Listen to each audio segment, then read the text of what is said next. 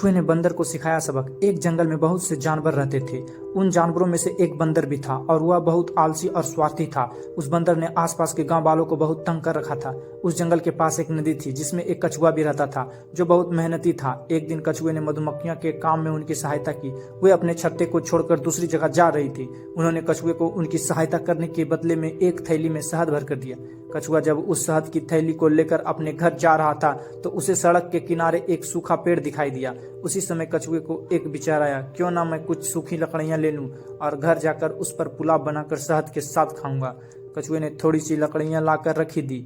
जैसे ही वह दूसरी बार लकड़ियां लेने के लिए गया और वापस आके देखा तो उसकी थैली को बंदर लेकर बैठा हुआ था। बंदर ने जैसे ही कछुए को देखा वह बोला, कछुआ भाई, यह देखो, आज का दिन मेरे लिए कितना अच्छा है। मुझे यह शहद की थैली यहाँ मिली। कछुआ बोला, यह शहद की थैली तो मेरी है, मुझे वापस कर दो। मैं लकड़ियां लेने गया था, परंतु बंदर ने बोला कि यह थैली मुझे मिली है तो यह मेरी हुई, मैं तुम्हें नहीं दूंगा। और यह कहकर बंदर वहां से भाग गया।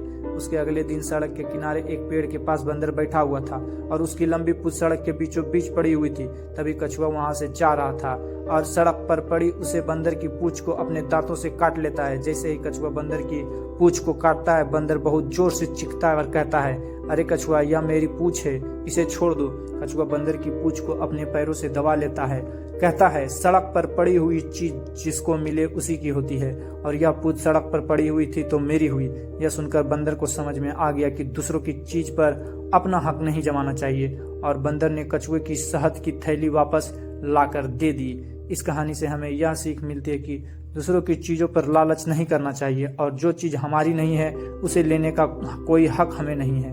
अगर आपको यह वीडियो पसंद आई हो please like, share and subscribe. धन्यवाद।